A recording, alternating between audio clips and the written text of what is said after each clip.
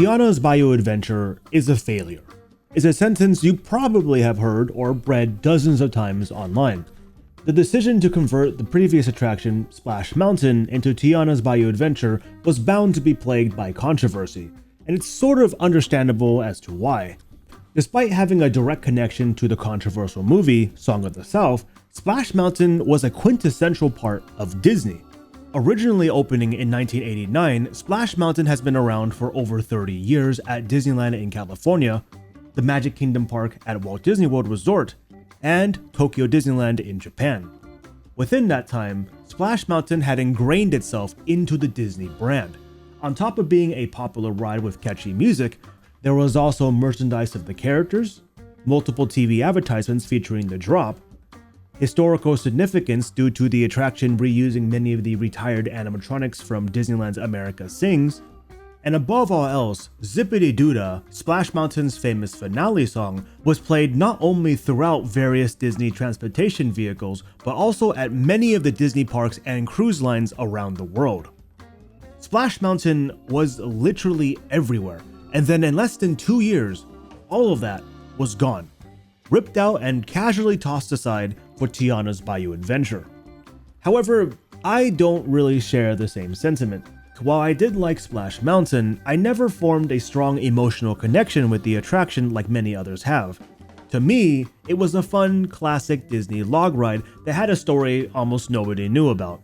The story wasn't about a fox and a bear chasing a rabbit, but more or less the passage of culture and life lessons through oral storytelling, with Brer Frog being the personification of Uncle Remus from Song of the South. This was shown through a projection effect where Brer Frog is sharing the stories of Brer Rabbit, Brer Fox, and Brer Bear to other critters, an effect that rarely ever worked. Nevertheless, the loss of Splash Mountain wasn't a huge deal to me, so long as the replacement was better than the replacee. So, is Tiana's Bayou Adventure a worthy replacement to Splash Mountain, successfully replacing classic Disney storytelling with modern updated technology, or has the ride failed to meet expectations and yet again stained the reputation of Disney Imagineering? Well, after experiencing the attraction for myself and having some time to think about it, all I can say is that it's complicated.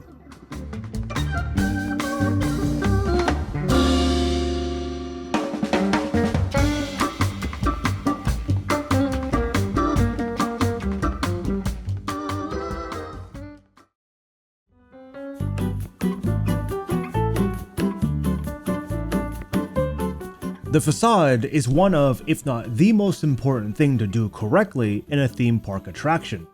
Being the first thing the guest sees, the facade sets up the overall atmosphere and story for what is to come.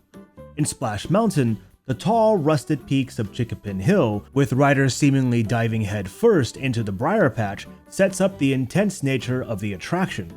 The mountain itself stands isolated, towering over the ride's decorative features, creating the illusion that both the structure and drop are much larger than they actually are. This was completely changed when transforming the ride into Tiana's Bayou Adventure.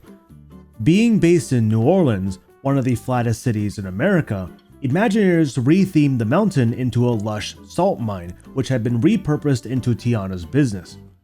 Instead of keeping decorative features in front, lower to the ground, Imagineers added a variety of Spanish moss and grass, as well as a new water tower to the facade, pulling perspective away from the drop, making the overall structure seem smaller. Personally, I think this looks great. The bayou-like atmosphere with the log vehicles occasionally floating through reminds me of the bayou area in the Pirates of the Caribbean ride at Disneyland. It's a lush and nice looking redesign that brings a whole lot of new life to the previous desert facade, even if the ride's location is a little strange, situated in between the Frontierland buildings and Big Thunder Mountain Railroad. The only thing that sort of bugs me is the water tower. The water tower is used as reverse perspective, being purposely built larger to shrink the mountain in the background. However, due to the mountain's large size, the water tower had to be built at a disproportionate scale, making it look more like a comedically large structure rather than a thematic feature. As for the facade, even though it doesn't live up to the previous concept art where Mama Odie's boat is situated on top of the mountain. The current facade still has a sort of Disney feel to it. I think a lot of people are mistakenly viewing the new facade similar to how they viewed Splash Mountain. Splash Mountain was intentionally designed to highlight the mountain, specifically the drop and briar patch, whereas Tiana's Bayou Adventure was designed to emphasize the bayou-like atmosphere in front of the ride while also pulling your attention away from the drop. If you view Tiana's Bayou Adventure the way it was designed to be viewed, focusing mainly on the well-crafted bayou atmosphere, the facade comes together quite well. I, for one, prefer the new facade over the original. While Splash Mountain's facade was beautiful in its own right, Tiana's Bayou Adventure creates a calm and relaxing atmosphere that overall is less harsh in the eyes. Going underneath the train station and into the outdoor areas of the queue, the surrounding buildings and switchbacks have stayed relatively the same compared to Splash Mountain.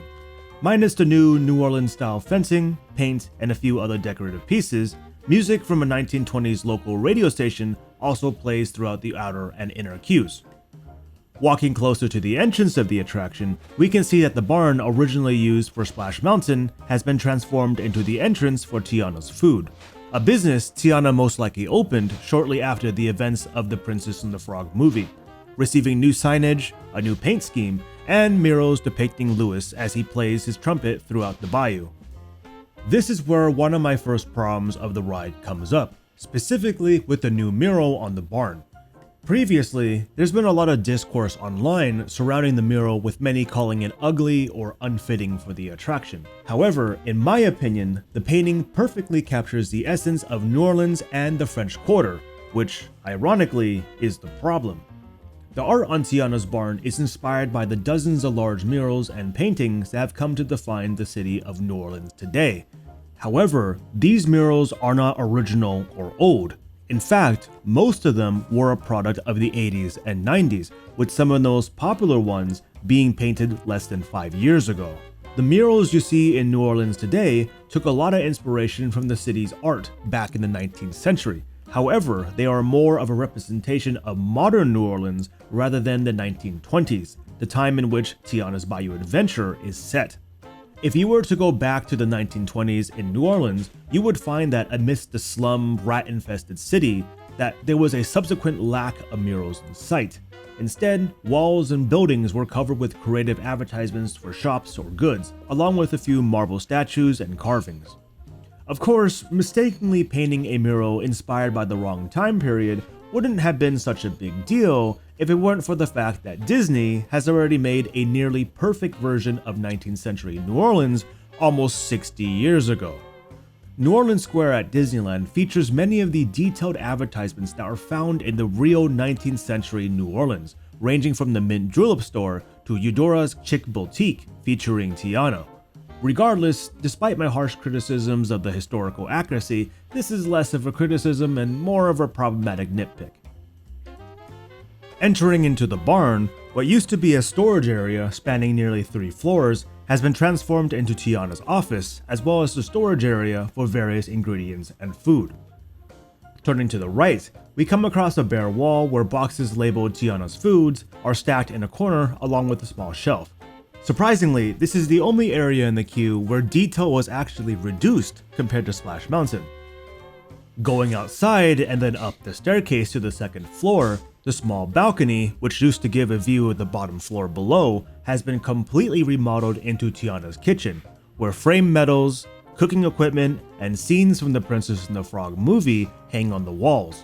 There was also supposed to be a scent of beignets pumped into the room, however, I couldn't smell anything when I was there. Along with a new area, there are also 2 additional pantries before and after the main kitchen, which I'm sure had more storytelling elements inside. However, due to the queue moving rather quickly, I couldn't make out what was inside either. Walking further down, the red Splash Mountain rock has been repainted to white to reflect the salt mine in which Tiana's Bayou Adventure is supposed to take place in. This is also where the old scene of Brer Frog telling us a story used to be, the one I referenced earlier on in this video. In Tiana's Bayou Adventure, the scene is now an abandoned TNT storage cabinet, which Tiana has converted into another storage area. Apart from a few other details, those are basically all the major changes from the Splash Mountain queue to Tiana's Bayou Adventures. While I do like Tiana's new queue a lot and think it is a suitable upgrade to Splash Mountains, I feel like more could have easily been done.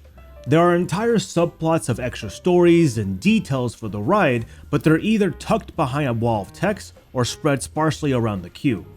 Currently, there are two backstories, one involving the creation of the co-op Tiana has with the various animals from the Bayou, and the other follows the critters from the ride section stealing items around the city to use as instruments.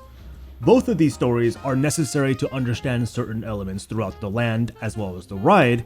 Unfortunately, the only way to experience these stories is to either read the newspaper articles hung in the kitchen or pay attention to extremely small details like how the instrument the rabbit animatronic is playing is actually stolen from a car in front of the barn, hence why the car is missing a license plate.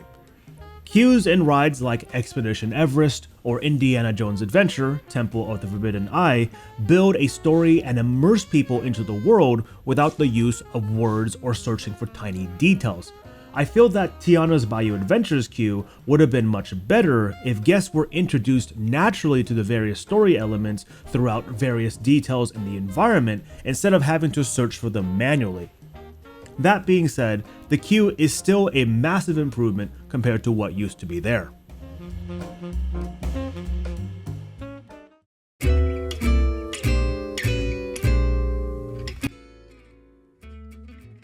Moving on to the ride section, the first lift hill where we used to see the Brer Frog animatronic in Splash Mountain has been removed and cemented over. As the vehicle climbs over the hill and arounds the corner, it enters the Bayou area. Previously, where there used to be a few thorns jutting out of the water from the nearby briar patch, is now a bayou with large Spanish moss, flowers, and tall grass. Something I pointed out during the re-theme construction was how the tall grass in the area was going to cause problems down the line for Disney due to the turbulent water caused by the vehicles. As of making this video, some of the tall grass has already collapsed into the water. Passing by a once blank wooden wall, now painted with gumbo ingredients, we approach the second lift hill and catch our first glimpse of the Tiana animatronic welcoming us to the bayou. While the animatronic is a great addition, adding kinetic energy and life into the previously empty area, one thing that stood out to me was the awkward interaction between riders and Tiana. In between interacting with guests, the Tiana animatronic stands idle for long periods of time, staring blankly into the distance while waiting for another vehicle to come close. It's a small quirk only found in Tiana's Bayou Adventure, one that comes with many thematic implications. However, that being said, this is something we will cover more in detail later on. Coming out of the second lift hill, we pass by a large Lewis figure as he digs through a garden in search of critters to play at the party. In Splash Mountain, the entire pathway up to the first drop is littered with farming equipment, little animal houses, and various other household items that imply the area is being lived in and maintained. In Tiana Bayou Adventure, however, the atmospheric theming was replaced by an assortment of fruit and vegetable farms. There is also a statue of Lewis to the right of the vehicle made of vegetables. Turning to the right and going past the final drop of the attraction, the door that used to be Brer Bear's home has been rethemed into what I can only describe as Mama Odie's shack, as she tells us instrument-playing critters can be found ahead. From there, riders go down their first of many drops and enter the dark portion of the attraction. After splashing down below, guests are transported into the bayou, where they see a massive, beautifully designed Lewis animatronic dancing in place. Seeing the guests, Lewis states that the critters Tiana found sure can play, a line that is repeated multiple times throughout the ride. Going underneath the bridge, we can see multiple critters playing makeshift instruments, coupled with Tiana as she asks the critters if they want to play at her party. This scene in Tiana's Bayou Adventure used to be where we would see the singing frogs and fishing ducks from Splash Mountain. While Tiana has less animatronics, the detailed trees and bushes made up for the lost space, making the scene look somewhat filled and not empty. Unfortunately, This is where a majority of my positivity for Tiana's Bayou adventure comes to an end.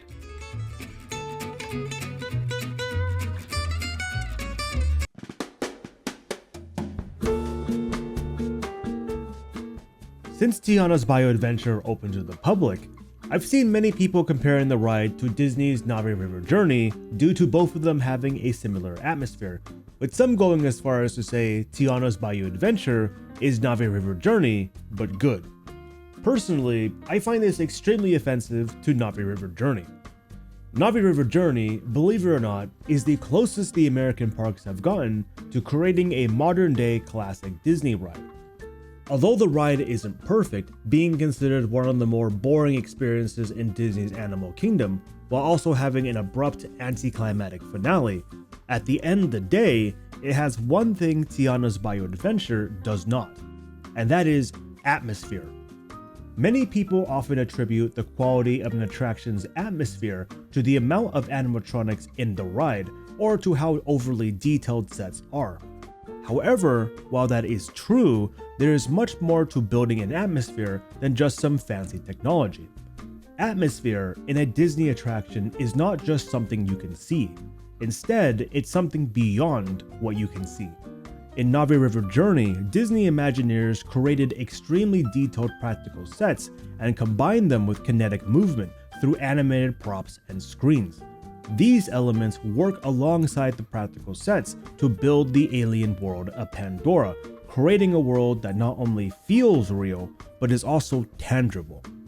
For example, there is a scene where riders find themselves surrounded by alien petals on all sides, ascending the hill to the left and creating a canopy above. Looking up, guests are greeted by overhanging petals, with silhouettes of animals leaping between them, causing the petals to bounce up and down. These visual elements give our imaginations more information to play with, which in turn helps to fill in the blanks of what we cannot see. This makes it easier for us to believe there is a forest that spans beyond in a distance, or that there are dozens of other animals and life forms around us that we cannot physically see. You can see this type of theming even in attractions as old as Pirates of the Caribbean at Disneyland.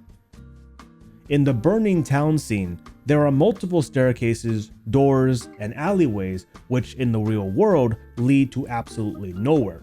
However, from the writer's perspective, these architectural elements make the scene feel more real, as if we could walk up to these areas and see even more buildings engulfed in flames.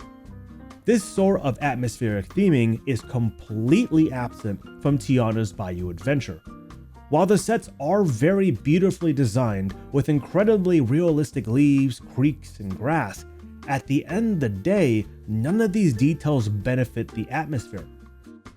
In the background of all the sets and animatronics, all you see are either fireflies or just more plants.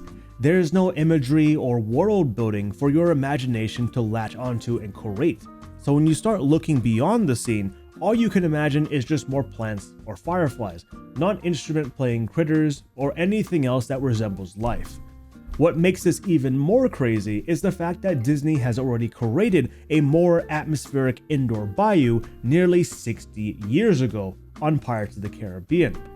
Here you will find things like crocodiles in the water, houseboats with flickering candles both close and far in the distance, rowboats tied up to tree roots, as well as fireflies, all of which help make the bayou feel more lived in.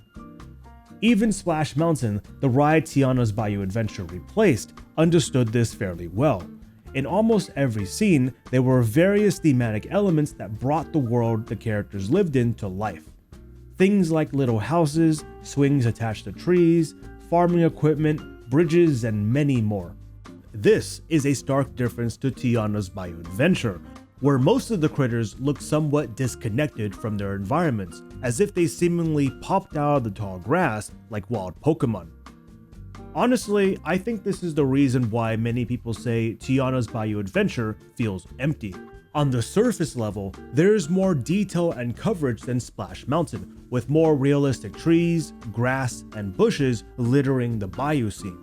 However, unlike Splash Mountain, these areas fail to contribute to a stronger atmosphere, leaving our imaginations nothing to latch onto, and therefore creating a scene that just feels empty. The unfortunate thing about Tiana's Bayou adventure is that the Imagineers came so close to creating something great. The details are there, it's just the Bayou area and backgrounds are missing that classic Disney flair.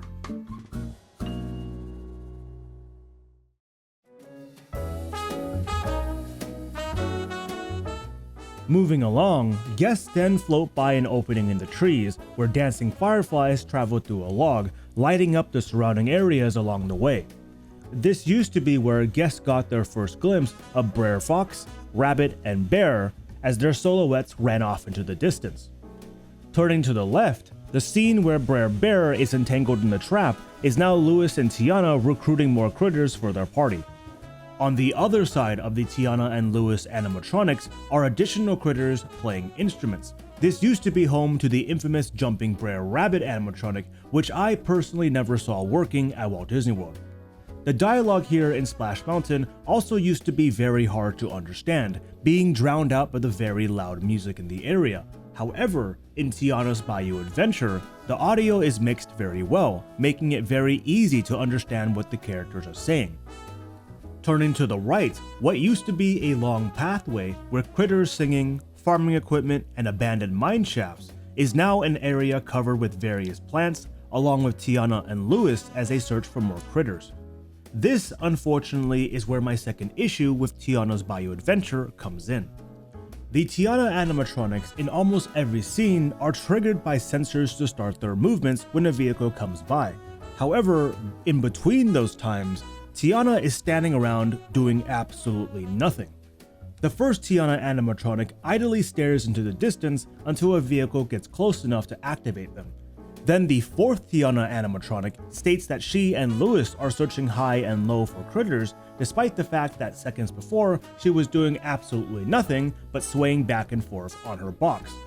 On the surface level, this seems like an overly critical nitpick. Animatronics idling around is nothing new in theme parks around the world, since they can be expensive to animate and time correctly. However, this isn't some random family-owned theme park in the middle of nowhere. This is a Disney park. Animatronics in Disney parks play a much bigger role than just being a fancy piece of technology to impress people. Instead, they are a critical part and sometimes even a necessity of storytelling and world building. This might seem like a pointless, tiny detail, but these animatronics are bringing something no other screen, prop, or scenery can do, and that is bringing kinetic energy into the world. It's as if these animatronics are real characters living in the world where we as riders just happen to pass by. Take, for example, the Haunted Mansion's graveyard scene. From when we exit the Haunted Mansion to the end of the ride, the ghosts are playing instruments, dancing, and singing. This gives off the impression that the ghosts were already celebrating and we just happened to stumble right into their party. It makes the world feel more alive and lived in compared to going into the graveyard scene and waiting for each ghost to start moving once our doom buggies got close enough. This applies to nearly every single Disney dark ride ever built, from the oldest Disney rides to the most recent, like Hondo Anaka in Smuggler's Run, who is constantly moving and fiddling with computers as he waits for guests to fill up the pre-show room. Even Splash Mountain, a ride that has both constantly moving and on-trigger animatronics, does this well. The jumping Brer Rabbit animatronic is hidden from guests until a vehicle comes close enough. Then there are the two bunny animatronics who are seen sweeping their porch and tending to their farm. These animatronics, when seen, are constantly in the act of doing something, adding to the atmosphere and believability of their world. This detail, as small as it is a crucial part of classic Disney world building, and it is completely missing from almost all the Tiana animatronics. The first and fourth Tiana animatronics feel almost disconnected from their world. In between vehicles, they don't interact with their surroundings. However, this is something that can very easily be fixed. The first Tiana animatronic, who blankly stares into the void, can turn and count the spice bottles on the shelf as she waits for the next log to come up the lift hill. Then, instead of swaying back and forth, lollygagging around, have the fourth Tiana animatronic look in the nearby bushes as she waits for the vehicles to come closer. It's mind-boggling to me that something so crucial to a Disney attraction, which also happens to be found in nearly every single Disney dark ride around the world, is blatantly missing from Tiana's Bayou adventure.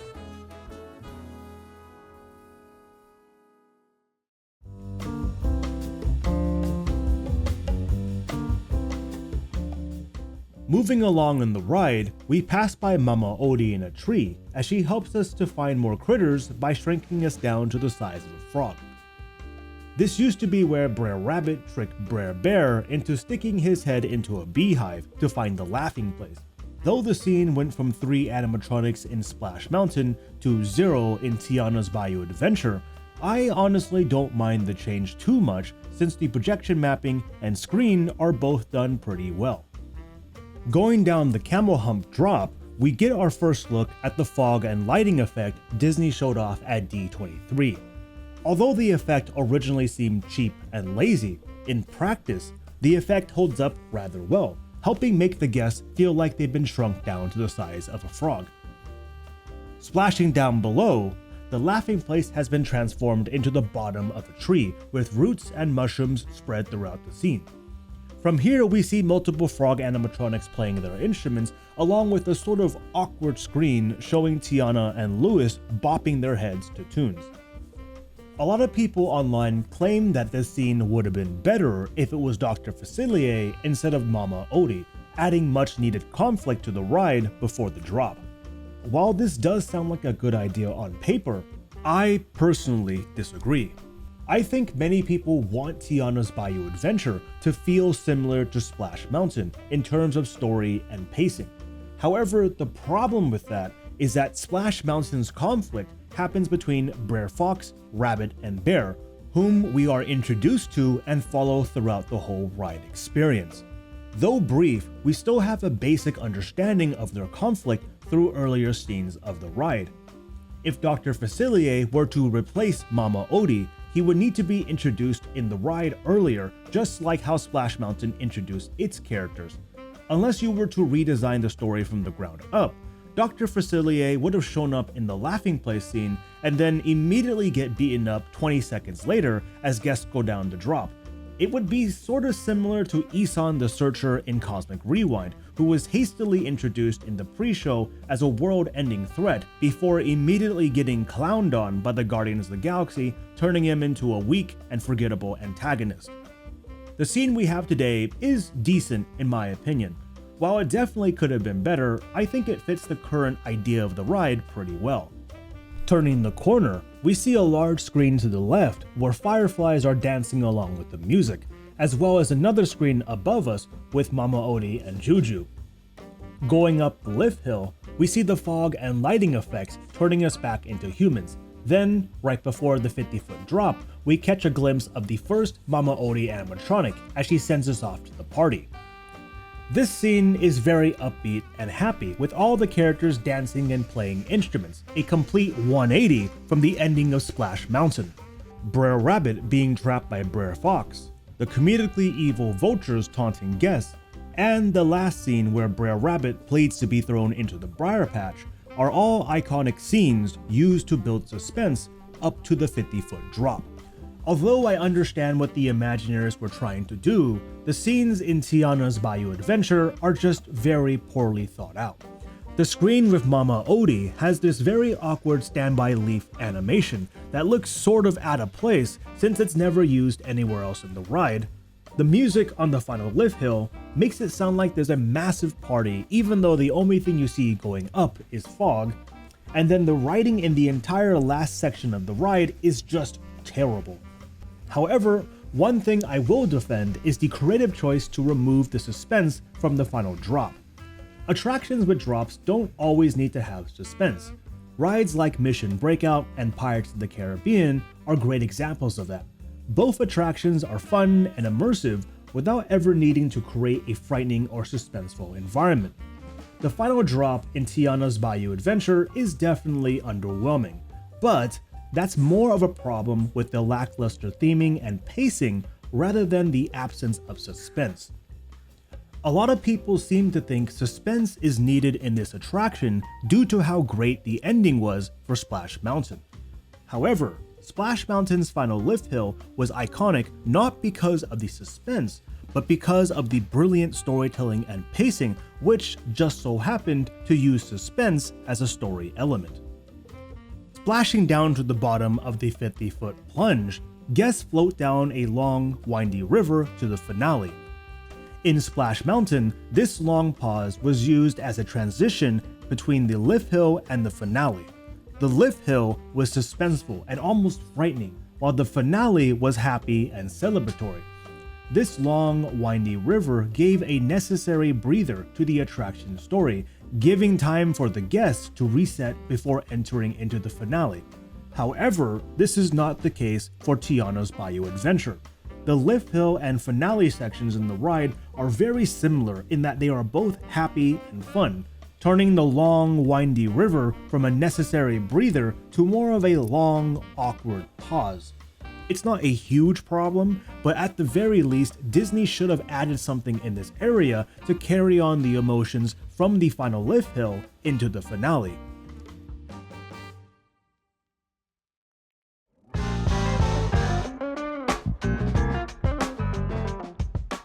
Rounding the corner, riders reach the finale of the attraction, where Louis, Tiana, and the band, as well as multiple characters from the Princess and the Frog movies, join in for the party.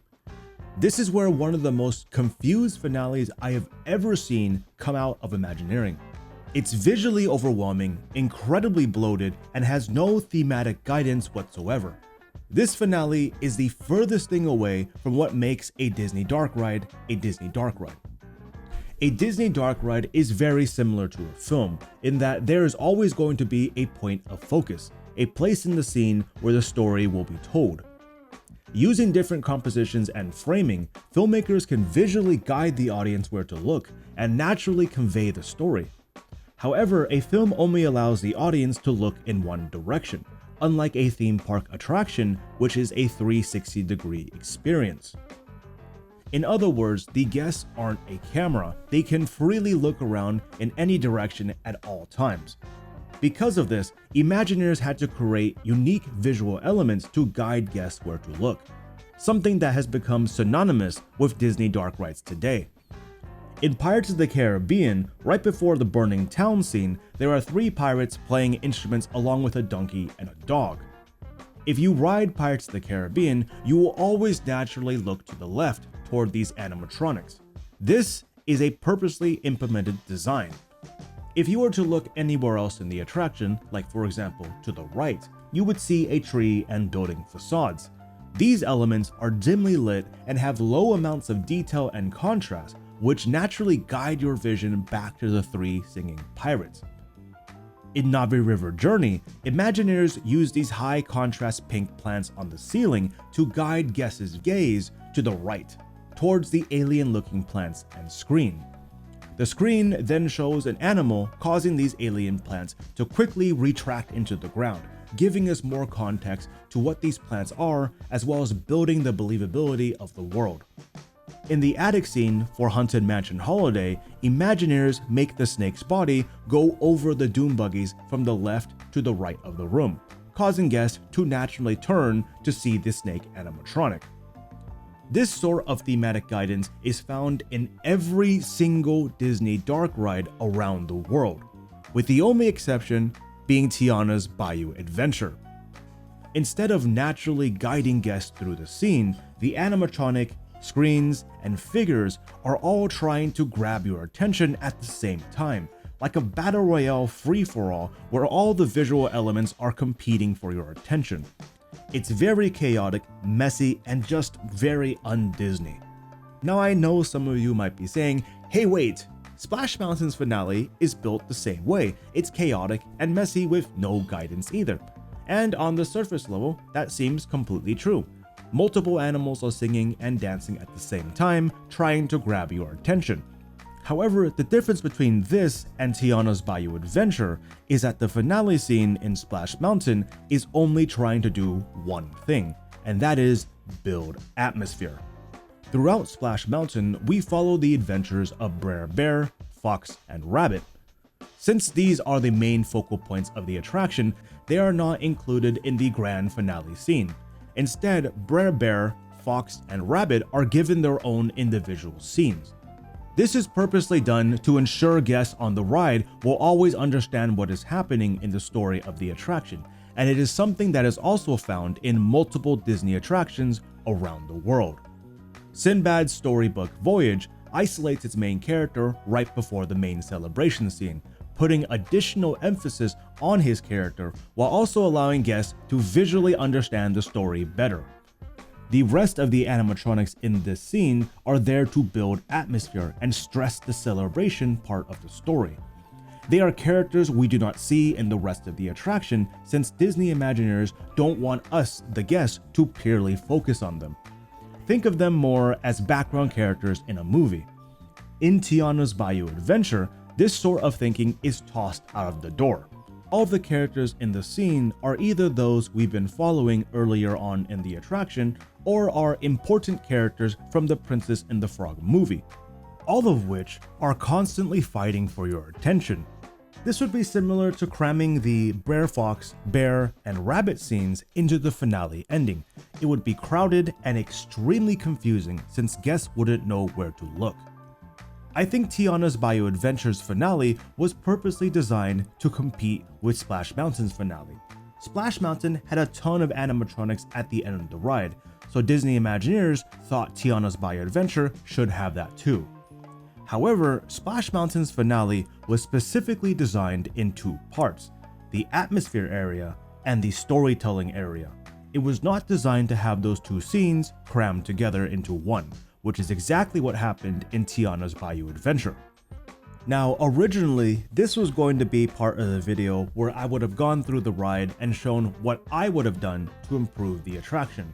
However, I was not expecting this video to be over 40 minutes long, so instead of putting that here, I will be making a different video in the future going over the changes I would personally do to Tiana's Bayou Adventure to help improve the ride and make it more like a classic Disney attraction. If you're interested in seeing that kind of video, be sure to subscribe to the channel and like this video. It would go a long way in helping promote both the channel and the videos to more people. Leaving the final scene, the scene with Brer Bear and Fox getting attacked by an alligator has been replaced with an image of Tiana's restaurant, as well as two frogs who stare at you as your log moves along. Turning the corner where Brer Rabbit in front of his home used to be is now Mama Odie and the Juju animatronic. This is where guests can smell fresh beignets as Mama Odie talks about how great the party was while occasionally yelling at Juju, who eagerly tries to take a bite out of one of the beignets. And with that, Tiana's Bayou Adventure comes to an end. Although my criticisms of the ride are very harsh, I did actually enjoy Tiana's Bayou Adventure. I know this might sound a little surprising since I spent a majority of my video pointing out some of the ride's biggest flaws, but overall, I think Tiana's Bayou Adventure is a decent ride, a pretty solid 6 out of 10. In a vacuum, the attraction is fun, the music is catchy, and it has some really cool looking advanced animatronics. Unfortunately, when you start comparing Tiana's Bayou Adventure to other Disney rides that were built with passion and attention to detail, it becomes very apparent how surface level and soulless Tiana's Bayou Adventure really is. To me, it almost feels like Tiana's Bayou Adventure is cosplaying as a Disney dark ride. On the surface, it has very detailed sets and advanced animatronics, while also trying its best to mimic elements from Splash Mountain. However, below the surface, the attraction doesn't do anything with its detail or the sets it's given. Visually, it looks very nice, but it never truly feels like a Disney ride. Personally, I think if this attraction spent a little bit more time in the oven, focusing on crucial elements that have come to define classic Disney rides that came before, Tiana's Bayou Adventure could have very easily become an instant classic that would have even rivaled rides like Splash Mountain. Unfortunately, instead, what we got was a rather fun and detailed attraction with surface level theming. A lake that looks large and expansive, but in reality is barely a foot deep.